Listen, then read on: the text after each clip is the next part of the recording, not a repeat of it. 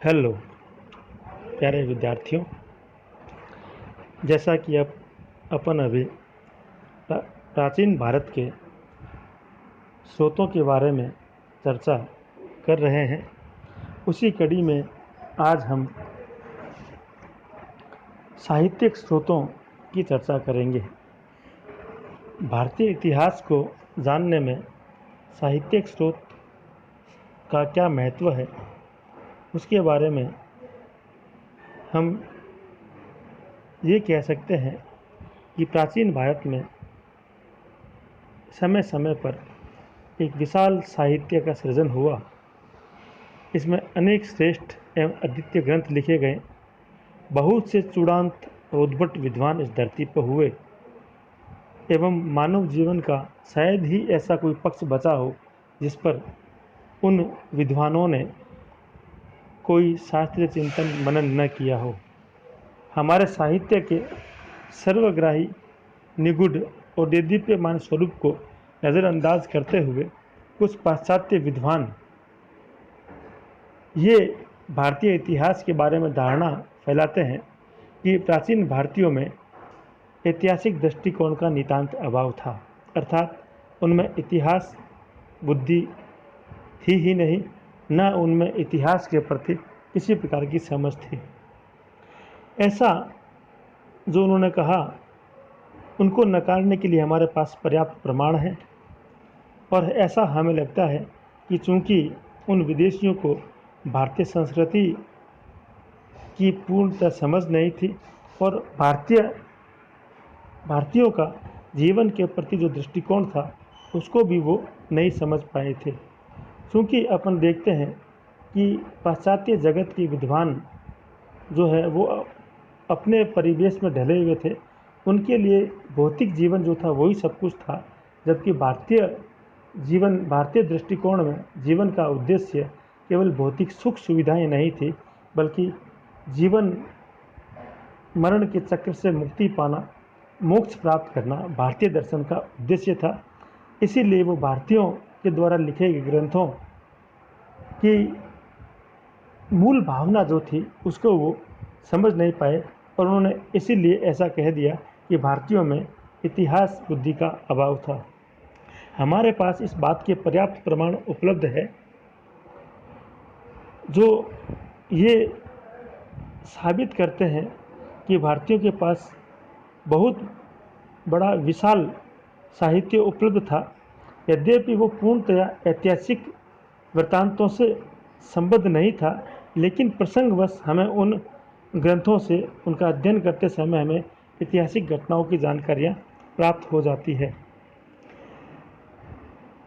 ब्राह्मण ग्रंथ और उपनिषद साहित्य में ज्ञान की इस शाखा को इतिहास वेद की संज्ञा दी गई है। इतिहास को वेद कहना ही इस शास्त्र के प्रति भारतीयों के प्रतिष्ठापूर्ण दृष्टिकोण का परिचायक भी कहा जा सकता है। कौटिल्य ये कहते हैं कि इतिहास एक ऐसी व्यापक विधा है जिसमें पुराण, इतिवृत्त, आख्यायिकाएं, उदाहरण, धर्मशास्त्र, अर्थशास्त्र ये सभी शामिल किए जा सकते हैं। और साथ ही कौटिल्य कहते हैं कि प्रत्येक राजा को प्रतिदिन अपने मध्याह्न से पूर्व के समय में सैनिक प्रशिक्षण में बिताना चाहिए और मध्याह्न के बाद के समय में उन्हें इतिहास का श्रवण करना चाहिए, ताकि वो भली भांति उचित प्रकार से राजकार्य संपादित कर सके। हमारे पास इस बात के प्रमाण उपलब्ध है कि मौर्य काल में शासन की ओर से अभिलेखागारों की स्थापना भी की गई थी। और कौटिल्य कहते हैं कि राजकीय लेखागार अनेक सूचनाओं एवं घटनाओं का लेखा जोखा रखते थे। वैदिक साहित्य से ही हमें अनेक प्रकार की इतिहास लेखन के उदाहरण मिलने प्रारंभ हो जाते हैं। वैदिक साहित्य में हमें वंशों के बारे में, व्यक्तियों, पुरोहितों, राजाओं की दान स्तुतियाँ और गाथाओं के बारे में जानकारियाँ मिलती हैं। इसी प्रकार अशोक के एरिगोडी नामक लघु शिलालेख में हमें कर्णिक नामक अधिकारी का उल्लेख भी प्राप्त होता है। जो संभवतः लेखा अधिकारी था। इसी प्रकार गुप्त अभिलेखों में अक्षपटलाधिकृत एक अधिकारी का उल्लेख मिलता है, जिसका कार्य राज्य के प्रलेखों को लिखना और उनको भली भांति सुरक्षित रखने का कार्य था। इसी प्रकार हेमसांग जब भारत आया तब भारत के अनेक प्रांतों में घटनाओं का विवरण लिखने के लिए जो कर्मचारी नियुक्त किए गए थे, उनकी सहायता से हेमसांग ने बहुत सारे जो भारत के बारे में वर्णन लिखे, वो उन्हीं से उनको प्राप्त हुए थे। ये सब चीज़ें हमें बताती है कि भारतीयों में इतिहास बोध था, लेकिन चूंकि जीवन के प्रति दृष्टिकोण हमारा अलग था, इसीलिए हमने इतिहास को अलग तरीके से लिखा। उसमें उन्होंने तिथि क्रम और काल क्रम को ज़्यादा महत्व न दे करके केवल जो घटनाएं थी, जो प्रसंग थे, उनको जीवन के कल्याण के उद्देश्य के साथ उन्होंने उसको उसमें लिखा, क्योंकि हमारा लक्ष्य भी यही था कि प्रत्येक मनुष्य जो है बड़ा बड़ा होकर एक अच्छा नागरिक बने, सभ्य नागरिक बने। इसीलिए हमारा दृष्टिकोण चूँकि उनसे बिल्कुल अलग था। अब प्राचीन भारतीय इतिहास के साहित्यिक स्रोतों को हम मोटे तौर पर दो भागों में बांटते हैं: धार्मिक साहित्य और धर्मेतर साहित्य। धार्मिक साहित्य से तात्पर्य है ब्राह्मण साहित्य, बौद्ध साहित्य और जैन साहित्य, और धर्मेतर साहित्य से तात्पर्य है लौकिक एवं अर्ध ऐतिहासिक साहित्य, ऐतिहासिक साहित्य और क्षेत्रीय भाषाओं के ग्रंथ। इन सब को इनके अंतर्गत हम रखते हैं। चूँकि भारत में विपुल धार्मिक साहित्य का निर्माण हुआ, उसके जो कारण थे उनमें से ऐसा हो सकता है प्राचीन भारत में अनेक धर्मों का जन्म और विकास हुआ, और द्वितीय हमारी परंपरा में प्रारंभ से ही धर्म को व्यक्ति, समाज एवं राज्य की गतिविधियों का नियामक निर्देशक माना गया था। अतः हम कह सकते हैं कि भारत में धार्मिक साहित्य का जो प्रणयन हुआ वो किसी व्यक्ति विशेष या किसी राज्य विशेष के संदर्भ में न होकर पूरे मनुष्य समुदाय के संदर्भ में हुआ, और उन नैतिक मूल्य के समुच्चय जो स्थापित किए गए थे उन सब को ही हम धर्म भी कहते हैं।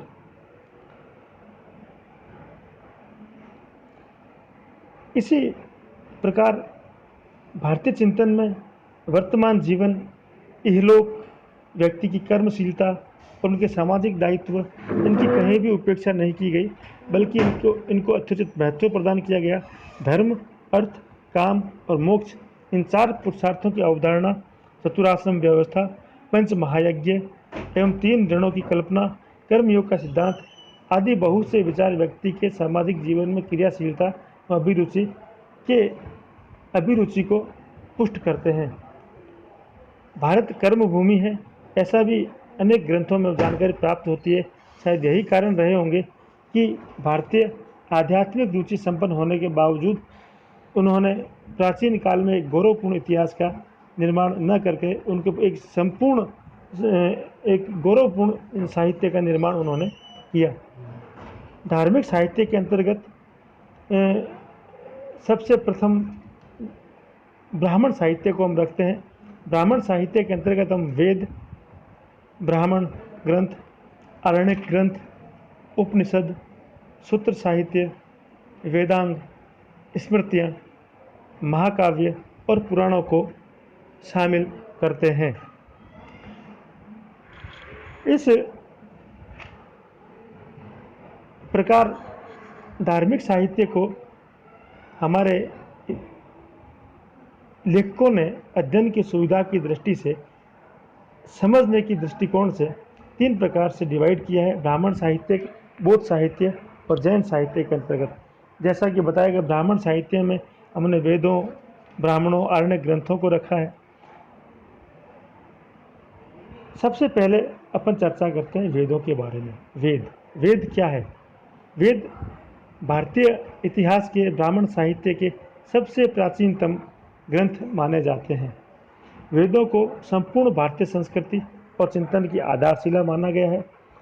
सारी संपूर्ण भारतीय परंपरा इन्हीं वेदों के आसपास परिक्रमा करती हुई प्रतीत होती है।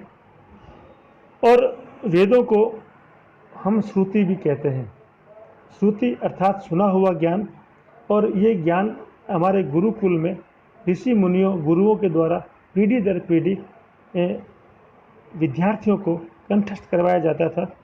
इसीलिए ये कहा भी जाता था कि प्राचीन काल में कहा जाता था, और आज भी लोग कहते हैं कि विद्या कंठे और नगदी अंटे, यानी जो विद्या कंठ में है वही हमारे काम आती है, और पैसा हमारे वही काम आता है जो हमारे जेब में होता है, बैंक में या कहीं और पड़ा है, वो हमारे आपत्ति काल में किसी भी प्रकार से प्रयोग नहीं आ सकता है। वेदों से हमें आर्यों की संपूर्ण जानकारी, आर्यों के भौगोलिक परिवेश, आर्यों के प्रारंभिक आंतरिक संघर्ष, उनका प्रारंभिक उदीयमान राजनीतिक संस्थाएं, और जो परिवर्तन उनके एक लंबे काल में हुए, जिसमें आर्थिक गतिविधियां, गुण कर्म के आधार पर रची गई सामाजिक व्यवस्था और अन्य लौकिक सुखों की अभिवृद्धि की भावना से स्थापित किए गए उनके धार्मिक विश्वासों की जानकारी हमें वेदों के माध्यम से ही मिलती है। ऋग्वेद के साथ साथ सामवेद में उन सभी मंत्रों को सस्वर और ज्ञेय बना दिया गया है कि हम देवताओं को किस प्रकार से, जो देवता जो हमें देने वाले हैं, जो हमें सब कुछ हमारे प्रगति के लिए जिनको हमने माना है, उनके लिए बनाई गई वे संहिताओं मंत्रों को ज्ञेय स्वरूप में बना दिया गया है। इसी प्रकार अथर्ववेद में हमें आर्यों की सांस्कृतिक प्रगति, आर्य संस्कृति के साथ समन्वित हो रही आर्यतर संस्कृति और अनेक प्रसंग, उस समय के अंधविश्वास, विवाह, जादू, लोक संस्कृति, मारण मोहन के मंत्र, प्रेत आत्मा दुरात्माओं के संबंध में और जड़ी बूटियों आदि के बारे में जानकारी हमें मिलती है। प्रत्येक वेद को 4 हिस्सों में डिवाइड किया गया है: संहिता, ब्राह्मण, आरण्यक एवं उपनिषद। संहिताओं में हमें मूल सूक्त या ऋचाएँ प्राप्त होती है। ब्राह्मण ग्रंथों में उनकी गद्य में व्याख्या एवं याज्ञिक अनुष्ठानों का विस्तार विवेचित किया गया है। आरण्यक ग्रंथों में ब्राह्मणों के उपसंहार, निष्कर्षात्मक अंश प्राप्त होते हैं, जिनसे हमें सबसे पहले स्वतंत्र रूप से दार्शनिक प्रश्नों पर विचार करने के बारे में जानकारी प्राप्त होती है। इसी प्रकार उपनिषदों में हमें आध्यात्म और दार्शनिक समस्याओं के विवेचन की जानकारी मिलती है। ब्राह्मण साहित्य के अंतर्गत ब्राह्मण वेदों के बाद दूसरे नंबर पर हम रखते हैं ब्राह्मण ग्रंथों को। ब्रह्म का अर्थ होता है यज्ञ, अतः यज्ञों के विधि विधान को व्याख्यायित करने वाले ग्रंथों को ब्राह्मण ग्रंथ कहा गया है। इन ब्राह्मण ग्रंथों में वैदिक संहिताओं की गद्य में व्याख्याएं प्रस्तुत की गई है। प्रत्येक वेद के साथ एक या उससे ज़्यादा ब्राह्मणगत संबंध है, जैसे ऋग्वेद के साथ ऐतरेय और कौशातिकी, सामवेद के साथ पंचविश और जैमिन्य, शुक्ल के साथ शतपथ और कृष्ण यजुर्वेद। और इसी प्रकार इनको वेदों को समझने के लिए ब्राह्मणों के साथ सहत किया गया है। ब्राह्मण ग्रंथों में यज्ञों की विशद व्याख्या के अंतराल में हमें प्रसंगवश राजनीतिक, सामाजिक जीवन के अनेक तथ्यों की जानकारी भी प्राप्त हो जाती है। इसके पश्चात है आरण्यक ग्रंथ। आरण्यक ग्रंथों में आर्यों के द्वारा किए जाने वाले याज्ञिक अनुष्ठानों की मानसिक एवं आंतरिक पृष्ठभूमि को स्पष्ट करने का प्रयास किया गया है। इन ग्रंथों में रहस्यात्मक जानकारी हमें प्राप्त होती है। वस्तुतः हम ऐसा कह सकते हैं, यज्ञवाद एवं उपनिषदों के आध्यात्मिक चिंतन के बीच में जो कुछ चीज़ें समझने वाली थी, उन चीज़ों को आरण्यक ग्रंथों के अंतर्गत रखा गया है। अर्थात ऐसी जानकारियाँ जो वन में ही पढ़ी जानी चाहिए और जो वन में जाकर जिनको हम पढ़ सकते हैं, इसीलिए उनको आरण्यक के नाम से संबोधित किया गया है। इनके पश्चात उपनिषद और महत्वपूर्ण ब्राह्मण साहित्य के ग्रंथ हैं। उपनिषदों में आरण्यकों के पश्चात जो दार्शनिक समस्याएं मनुष्य को विचलित करती थी, उन समस्याओं के बारे में चर्चा की गई है। यज्ञों की कर्मकांड मूलक परंपरा के स्थान पर उपनिषदों में शुद्ध ज्ञान अर्थात सत्य असत्य के विवेक के माध्यम से जीवन एवं दृष्टि के सत्य को पहचानने की बातें कही गई है। लगभग 13 उपनिषद हमें प्राप्त होते हैं। इनमें ईश, केन, कठ, प्रश्न, मुंडक, मांडुक्य, तैतरेय, ऐतरेय, छांदोग्य, बृहदारण्यक, श्वेताश्वर, कौशातिक, मैत्रायणी इत्यादि। उपनिषदों के बाद सूत्र साहित्य, वैदिक साहित्य को समझने, ब्राह्मण साहित्य को समझने के दृष्टिकोण से सूत्र साहित्य बहुत महत्वपूर्ण ग्रंथ हैं। सूत्रों से तात्पर्य संक्षिप्त एवं सारगर्भित छोटे वाक्यों से है। सूत्र ग्रंथों के माध्यम से शास्त्रकारों ने मनुष्य के सामाजिक एवं धार्मिक जीवन को व्यवस्थित एवं नियमित करने का प्रयास किया। ये सूत्र ग्रंथ कल्प सूत्र में संगठित हैं। स्रोत सूत्र, गुह्य सूत्र, धर्म सूत्र। स्रोत सूत्र में हमें यज्ञों से संबंधित अनुष्ठान एवं कर्मकांड के विवेचन की जानकारी मिलती है। गुह्य सूत्रों में हमें गृहस्थ जीवन से संबंधित संस्कार, दायित्व, अनुष्ठान, दैनिक उपासना के नियमों की जानकारी प्राप्त होती है। इसी प्रकार धर्म सूत्रों में हमें उस समय की सामाजिक संस्थाएं अर्थात वर्ण व्यवस्था, आश्रम, शिक्षा, विवाह, पारिवारिक जीवन, आर्थिक गतिविधियां जैसे कृषि, पशुपालन, उद्योग, व्यापार की जानकारी प्राप्त होती है। इसी प्रकार राजनीतिक जीवन, दंड व्यवस्था, दीवानी व आपराधिक न्याय इत्यादि जानकारी भी हमें धर्मसूत्रों के माध्यम से ही प्राप्त होती है। और धर्मसूत्रों में गौतम धर्मसूत्र सबसे संभवतः प्राचीनतम माना गया है। इसके पश्चात वेदांग। वेदांग वैदिक साहित्य का एक बहुत महत्वपूर्ण अंग है।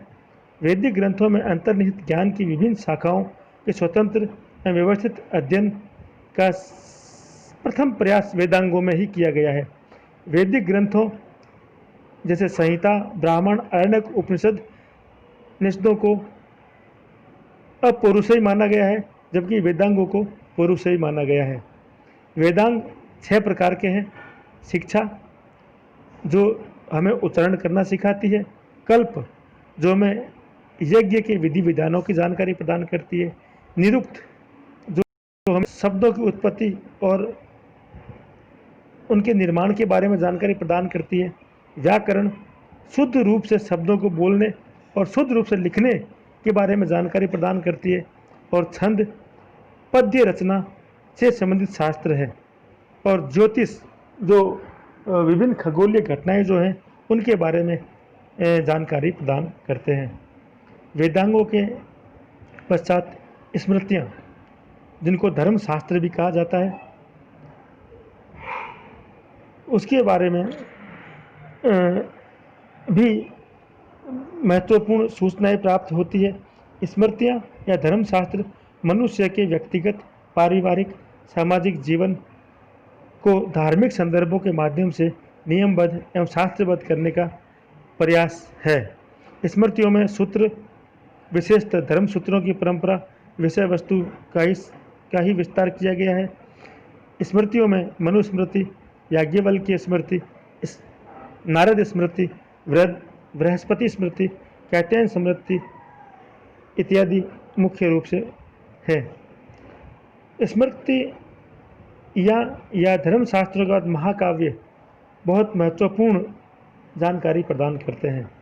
रामायण और विशेषकर महाभारत में भारत के सांस्कृतिक इतिहास की प्रभुत सामग्री उपलब्ध है।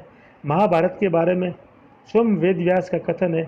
इसमें धर्मशास्त्र है, अर्थशास्त्र है, मोक्ष शास्त्र भी है। जो इसमें है वही अन्यत्र पाया जाता है, जो इसमें नहीं है वह अन्यत्र कहीं नहीं पाया जाता है। यद्यपि यह सत्य है कि वर्तमान रूप में संपूर्ण रामायण और विशेषकर महाभारत किसी एक व्यक्ति अथवा एक काल की रचनाएं नहीं हैं, इनमें समय समय पर अनेक प्रकार के छेपक जोड़े गए हैं, लेकिन फिर भी दोनों महाकाव्यों के घटनाकाल और वर्तमान रूप में हमें बहुत सारी जानकारियाँ प्राप्त होती है। इन दोनों ही महाकाव्यों में स्वभावतः कल्पनाएँ और अतिशयोक्तिपूर्ण वर्णन भी प्राप्त होते हैं, लेकिन फिर भी इन सब कमियों के बावजूद भी तत्कालीन समाज, धर्म, अर्थ और राजनीतिक जीवन के बहुविध पक्षों की जानकारी हमें यहीं से प्राप्त होती है।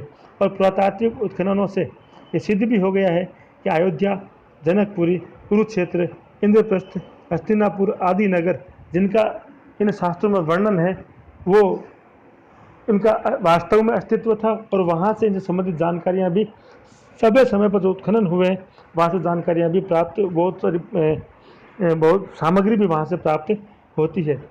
इनके अंत में पुराण, महाकाव्यों के साथ पुराणों का उल्लेख करना भी आवश्यक है। शायद रत्नाक्रम में ये अपने मुख्य भागों में महाकाव्यों के समकालीन है, किंतु विषय की दृष्टि से देखा जाए तो भारतीय इतिहास के आदि काल से लेकर गुप्त काल तक की सारी सामग्री इन्हीं में संग्रहित है। मुख्यतः पुराण 18 है, जिनमें मार्कंडेय पुराण, ब्रह्मांड पुराण, वायु पुराण, विष्णु पुराण, भागवत पुराण और मत्स्य पुराण संभवतः सबसे प्राचीन है। बाकी शेष जो है वो बाद की रचना है। पौराणिक रूप से देखा जाए तो इसमें 5 भागों में विभाजित किए गए हैं। विशेषकर वंशानुचरित, इसमें राजवंशों के क्रमिक इतिहास की जानकारी प्राप्त होती है। राजनीतिक इतिहास की दृष्टि से पुराणों का वंशानुगत भाग बहुत महत्वपूर्ण है। महाभारत युद्ध के पश्चात जिन राजवंशों ने ईसा की 6वीं शताब्दी तक राज्य किया, उनके विषय में जानकारी प्राप्त करने का एकमात्र साधन पुराण ही है। प्राचीन भारत के सांस्कृतिक इतिहास लिखने के लिए भी पुराणों की सहायता लेनी पड़ती है। वास्तव में पुराण संपूर्ण भारतीय शैली के एक ऐसे विश्वकोश है जिनमें विविध विषयों के बारे में जानकारी प्राप्त होती है। पुराणों के अतिरिक्त 29 उप पुराण भी हैं, जो कालांतर में बाद में समय समय पर लिखे गए। इनसे भी भारतीय इतिहास पर महत्वपूर्ण जानकारी प्राप्त होती है। प्यारे विद्यार्थियों, क्योंकि ये बहुत विशद टॉपिक है, इसीलिए हम आज केवल भारतीय इतिहास को जानने के साहित्यिक स्रोतों में केवल ब्राह्मण साहित्य की ही चर्चा आज इसमें कर पाएंगे। नेक्स्ट बौद्ध साहित्य और जैन साहित्य तथा धर्मेतर साहित्य की चर्चा हम नेक्स्ट व्याख्यान के अंतर्गत लेने का प्रयास करेंगे। धन्यवाद। जय हिंद, जय भारत।